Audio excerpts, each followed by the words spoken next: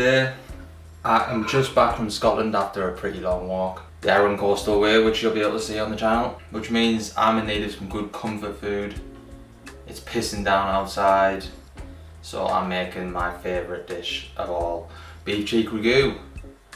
You might be thinking they look a bit past their date, that's because they are, but they'll do for today. They've been in the freezer for a while, so I'm gonna eat them before they go too bad.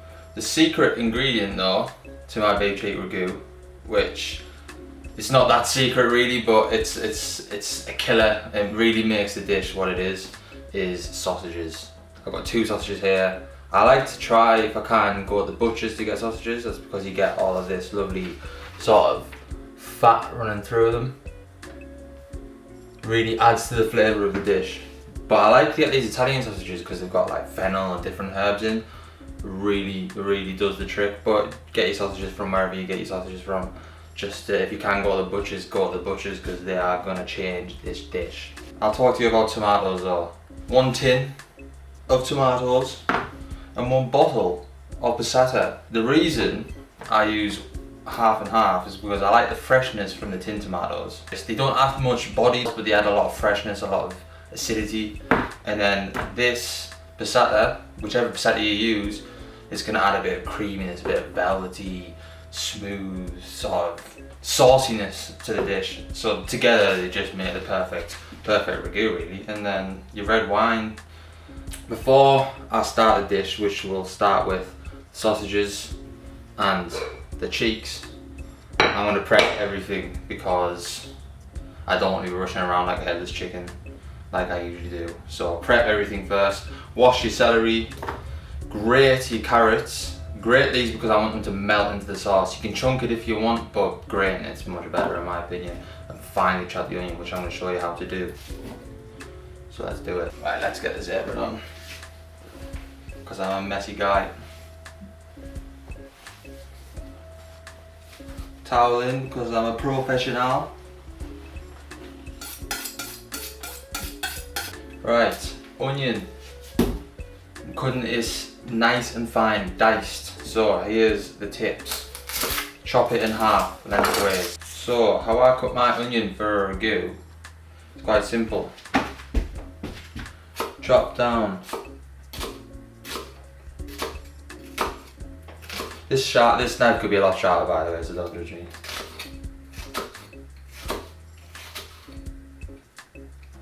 Slice down lengthways. Slice in. And I'll just cut my finger. Guess it is sharp. Slice in again. Brief interlude. Right, where were we? So I've cut in once, twice. I would do it a 3rd time, but it's not a big onion, so I'm just going to continue doing this. So there we have it. Lovely small dice.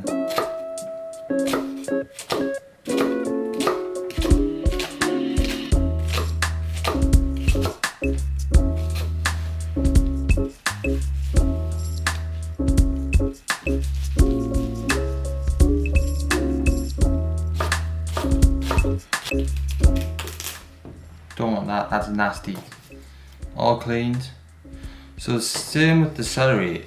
I'm going to chop this because it's got a lot of water content. So it's going to break down better in the sauce compared to the carrots. But first I need to cut it into these strips. Cut it in half because that makes life easier.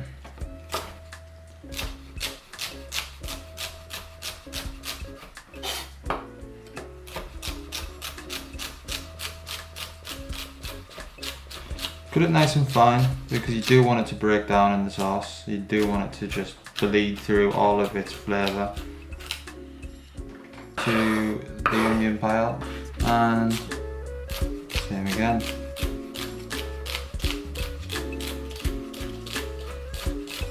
Carrots. I like to grate these. Peel them, grate them, or don't peel them but wash them first if you don't peel them, and grate them because it's personal preference really, but I like it to melt into the sauce. I don't like those, I like carrot, but I don't want the chunks of it in my ragu. I just don't feel like the two. I just don't think that's how it should be. That's my personal preference. I clearly feel quite strongly about it, but when I start grating it, it changed my life, so. Do as you please, but there's only one way that's right, and it's my way. Nah, I'm only joking, that's completely wrong, but.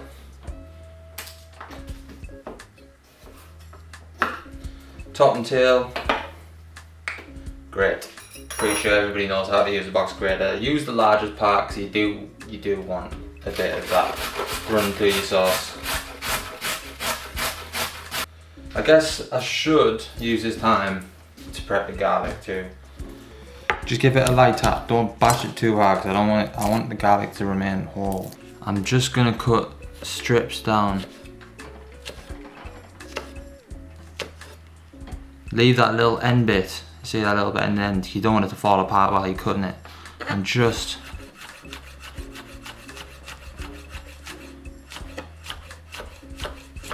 garlic done. Right, let's cook this bitch. Got my cast iron pot. If you've got one of these, or you can get one of these, get one of these because these are the best thing you can be cooking this dish in. You don't need to have made it in a stainless steel pot, and I'll explain to you the difference later, but cast iron pot. Let's start with the cheeks. Medium, let's say number 6 on this. Medium heat, little glug of olive oil, not too much, you don't need too much. We're just gonna see the cheeks and bring them out, okay? I want it to be steaming hot. So in there, nice and screaming hot, you wanna hear this.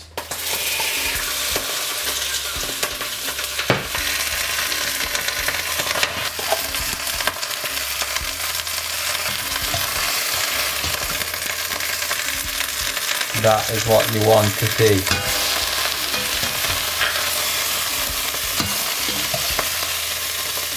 I mean, that looks pretty good to me, like, what you're saying.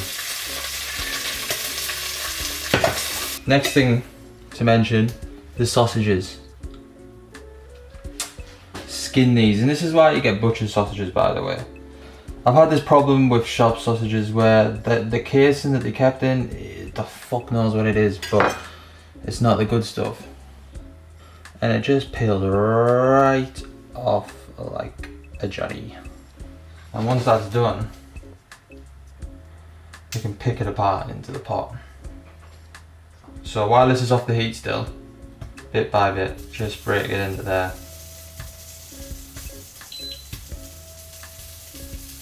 Because while it's off the heat, it's still got residual heat stuck in there, but it's not going to overburn it, it's going to just render the fat out. I don't want these sausages to cook too quick, I want the fat from them. So while they're in there, I want you to continue mincing them down.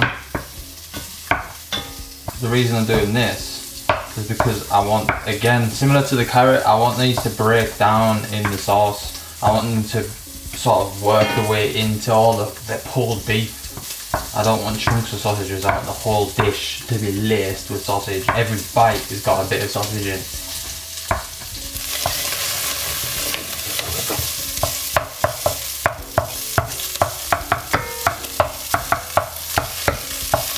See the colour?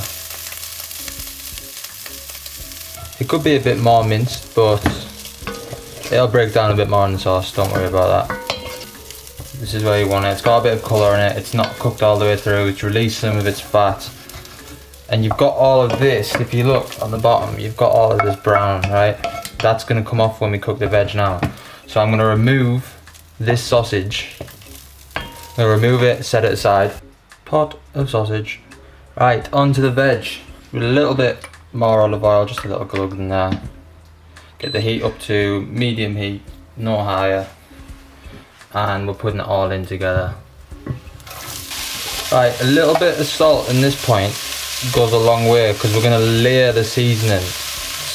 So the salt right now, like I say, you're layering it, at the same time you're drawing the moisture out of the veg, which we want because it's going to stew in its own moisture. It's going to fry off that, and then it's going to dry out, and it's going to caramelize. It's going to soften, and that's exactly what we want. Right, I'm pretty satisfied now with how cooked the veg is. So I'm going to lob the garlic in. going to give it a couple of minutes. In the meantime, while that's cooking and while I keep staring at it, I'm going to talk to you about tomatoes. Remember, Muti plum for freshness, plum tomatoes. But rather than just lob them straight in, I'm going to pop them in a bowl. And this is what I like to do. It's not essential, but it really helps further on in the dish.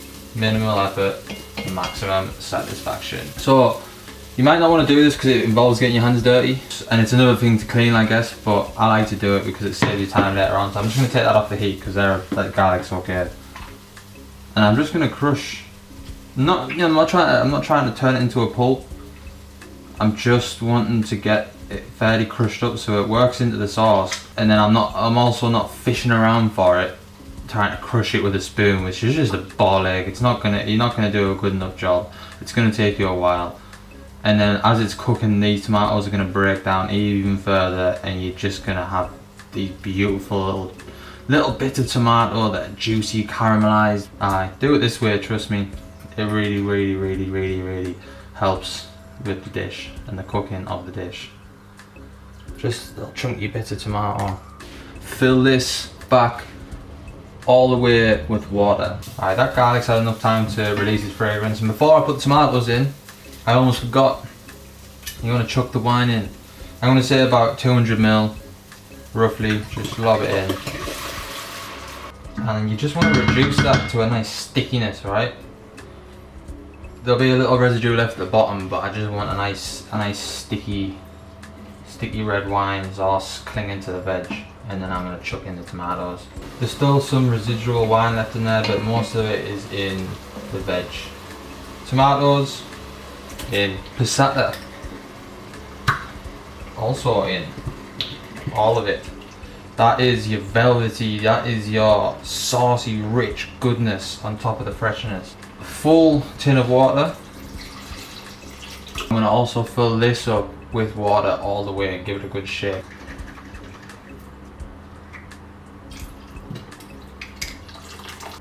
I'm going to say, and I'll explain why, but I'm going to put another bottle of this in. And the reason I'm putting more liquid in is because as that cooks in the oven without me touching it, without taking the lid off, that's going to reduce and it's going to thicken, and you don't want it to reduce too far to the point that the cheeks aren't submerged anymore and it dries out really. And I almost forgot the beef stock. You really don't want that much really. I'm not going to put all of this in, I'm going to put about half of it in. Which is about 200ml. Because at the end of the day, the star of the show when it comes to most ragouts, I'd say, especially for me, is the tomatoes. That is essentially like the main ingredient. Aside from, well no, there's a few main ingredients, I'm lying. But that is the star of the show, the tomato, and then the meat of course. So yeah, meat number one, tomato number two.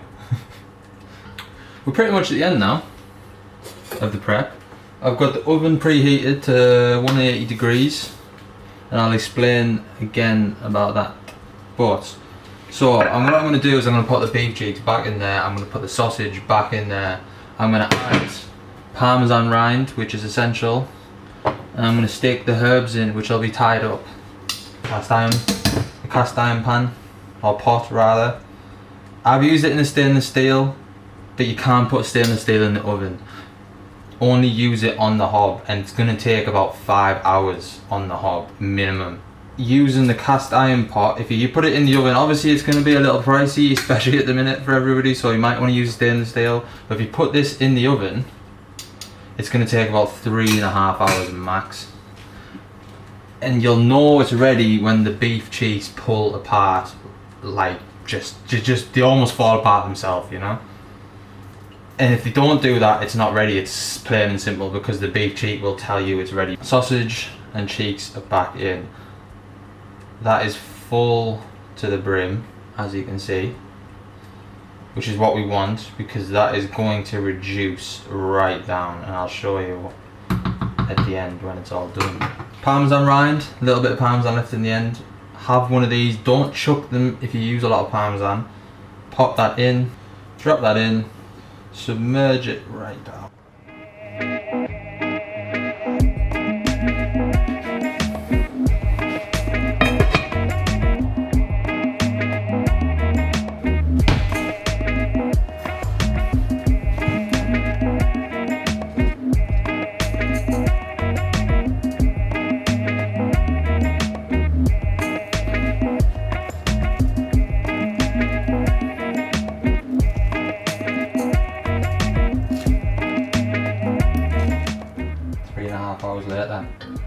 perfectly cooked beef cheeks.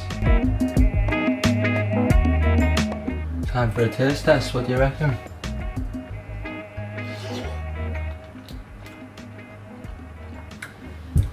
I honestly don't think it needs anything else. You could argue it needs a pinch of salt, but it's...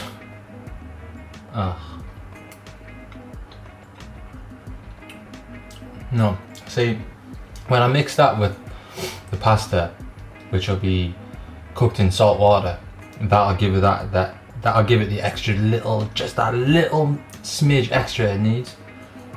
If you could argue that it even needs anything. Yeah, that's perfect. I think, like I say, I would have liked another cheek in there. I'm going to serve that up with tagliatelle.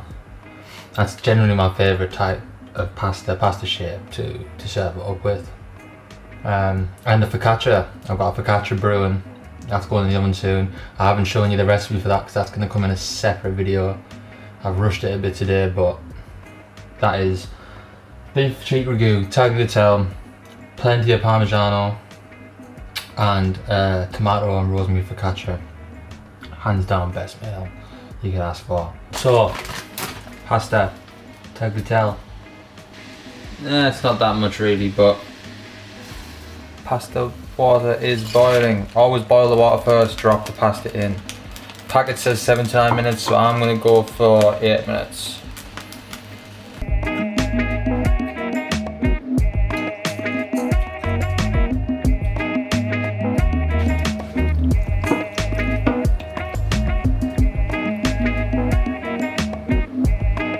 Straight from there, the pot, from its water into the pasta. Do this because each individual strand of the pasta is coated with that salty, starchy water. A little bit of pasta water, a ladle's worth for now.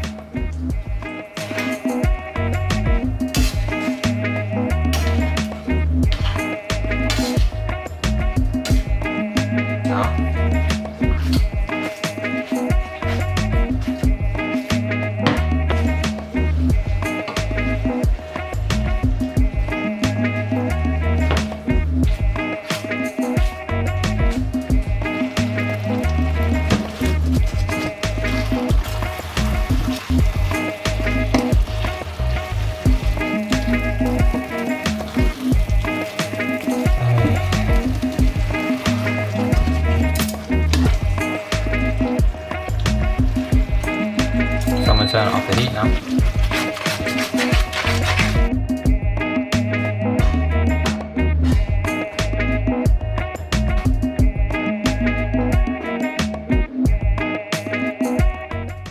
See, honestly, this will change your life.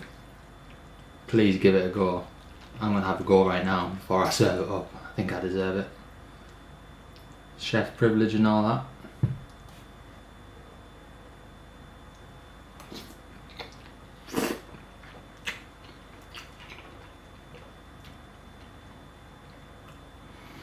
It's just, every time I have it, it's like the first time. It's just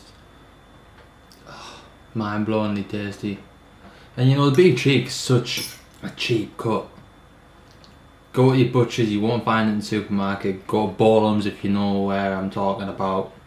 You will find cheeks there, but such a cheap, easy dish to make. Time consuming, yes, but you're not doing much for the most of the time, you're just waiting, so go